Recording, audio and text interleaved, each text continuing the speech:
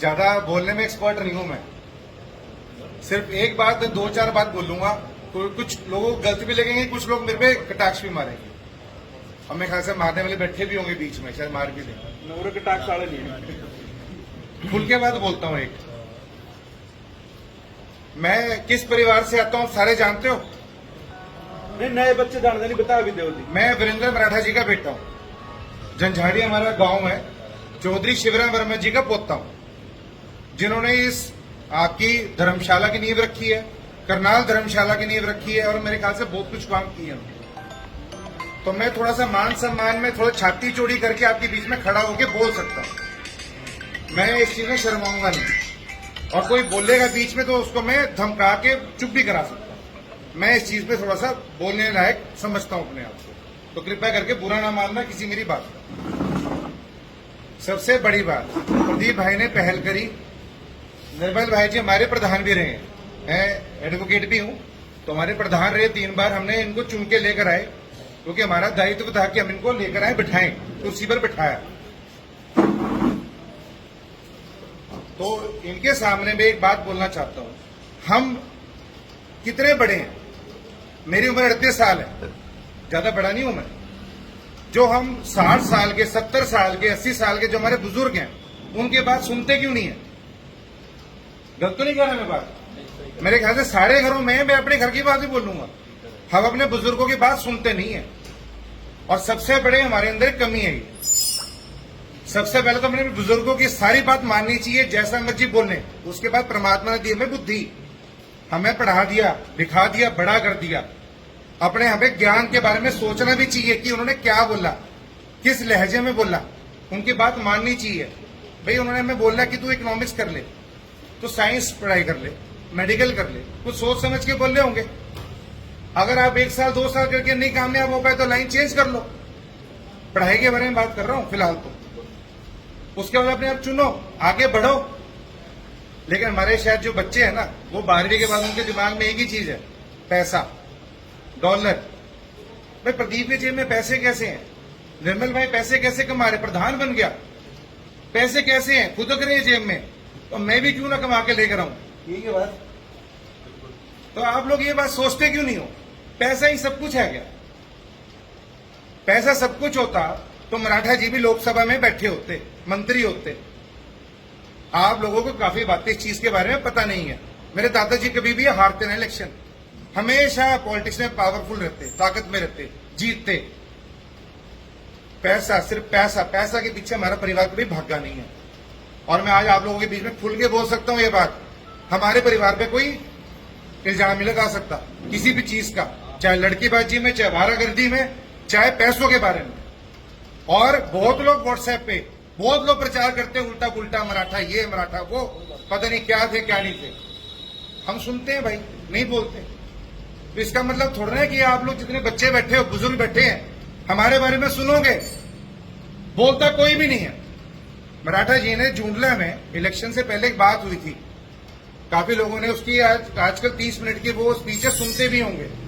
बोलते हैं जो कर्ताराम जी के बारे में बोली थी, उनकी जमीन थी ये जो 8 किले जहां पर हम बैठे हैं, ये कर्ताराम जी की जमीन थी, जो कि उन्होंने आरएसएस संगठन को सौंप दिए थे गीता निकेतन स्कूल के लिए, जिनमें से मेरे दादाजी ने 4 किले उल्टे मांगे, जबकि जनसंघ के प्रधान थे। उन्होंने कहा ये 4 किले हमारे रोड धर्मशाला के लिए वापस दो, और यहां पर ये धर्मशाला बनी हुई है। ऐसी ही करनाल की कहानी है।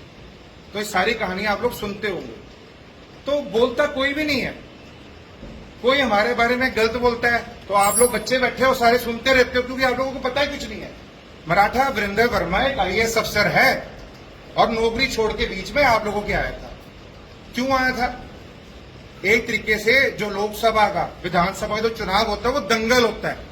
पुराने जमाने में क्या होता था, राजा महाराजा लड़ाई लड़ते थे, जो अमीर होते थे, पैसे बहुत थे, सोने का बल था, बाहुबल था, वो तलवार से लड़ाई करते थे। आज के टाइम में क्या चल रहा है? आज के टाइम में चल रहा है इलेक्शन, जो ये आपके MP MLA के इलेक्शन आते हैं हर 5 साल बाद। तो मराठा जी आपके बीच में इसलिए आए थे कि मैं बिरादरी की एक ताकत बनूं, शान बनूं, और आप सबको अपने साथ लेकर आगे बढ़ूं। यार आप काफी बच्चों को देखता हूं, हमारे उनके पीछे भाग लिए, अरे मराठा ये, मराठा वो। अरे समझ तो लो इतिहास क्या है। अपने इतिहास के बारे में वो आदमी क्यों बोल रहा है, किस लिए बोल रहा है, मैं उसी पे ही आ रहा हूँ मेरे भाई, और मैं उसी लिए बोलूंगा। ठीक है ना, अगर आपको कहना है कि मैं ना बोलूं, मैं बैठ जाता हूँ भाई, मैं तो पहले में खड़ा नहीं हो रहा। वरुण भाई युवाओं के बारे में और समाज के बारे में तो इन चीजों के बारे में बताना चाह रहा था आपको, इसलिए कि दंगल था लोकसभा का, विधानसभा को, उस दंगल में हम कूदे, अभी भी कूदे पिछले साल। और हम तो एक तरीके से भाई के सामने बोल देता हूँ, हम तो पिट पुट के मुक्के खा लिए, कहीं से खून भी निकल गया, एक तरीके से चुपचाप भी बहुत ही है वो। हारना, जो इलेक्शन हारते हैं जी, एक तरीके से दंगल में हार के तो बंदा बैठा है, तो हम काफी जगह से पिट लिए, फिर भी आपके समक्ष बिल्कुल ताकतवर होकर दोबारा क्यों आते हैं? क्योंकि आप सब हमारे साथ, युवा वर्ग भी, बुजुर्ग वर्ग भी हमारे साथ, इसीलिए आपके बीच में दोबारा आंखों में आंख मिलाने की हमारी ताकत है। नहीं तो किसी के अंदर कोई आंखों में मिलाने की ताकत नहीं होती, क्योंकि हम साफ हैं। तो वही बात को मैं आगे लेते हुए, भाई की बात को मैं आगे बढ़ाता हूँ। जो हमारे युवा बच्चे हैं, जितने भी आगे हैं, बुजुर्गों की बात को सुनना चाहिए, मानना चाहिए। यही बात मैं आपके बीच में रख रहा हूँ, और यही बात प्रदीप जी आगे बात बोल रहे हैं कि एक संगठन ऐसा बनाए, क्योंकि संगठन हमारे भी बिरादरी में बहुत सारे बने हुए हैं। जीपीएसयू भी बना हुआ है, मेरे ख्याल से काफी सारे, बहुत सारे नाम है, क्या क्या नाम बताएंगे। हमने भी अपना संगठन बनाया हुआ था, हम भी आगे चल रहे थे। तो संगठन मेन चीज नहीं होती, मेन चीज ये होती है, कहीं भी बुराई हो, कहीं आपको दिखे कि कोई आदमी गलत बोल रहा है, उसको जाके मुंह पे बोल लो कि तू ये गलत कर रहा है, तो थोड़ा सा आदमी झिमपेगा, सामने बोलने से, गलत काम करने से झिमपेगा। हमारे सबके अंदर, मनों में, दिल में के अंदर, दिमाग के अंदर, सबके अंदर ये है, तोलने के लिए तुला है, तो तोल सकते हैं कि हम गलत कर रहे हैं, अच्छा कर रहे हैं, क्या सही कर रहे हैं, क्या बुरा कर रहे हैं। तो ये आप सब बच्चों के अंदर भी, बुजुर्गों के अंदर तो है ही है, बच्चों के अंदर भी, हमारे अंदर है कि हम गलत काम ना करें, अच्छे काम करें। और कोई गलत काम कर रहा हो उसको टोको, जब तक आप लोग उसको टोकोगे नहीं तो अगले का मनोबल बढ़ता जाएगा और उल्टे काम करता जाएगा। तो आप जब तक उसको टोकोगे नहीं तो अगला रुकेगा नहीं। और बातें बहुत सारी हैं, टाइम भी बहुत कम होगा, तो मैं ज्यादा नहीं बोलूंगा, इतना जरूर बोलूंगा, हमारी बिरादरी सबसे पहले है।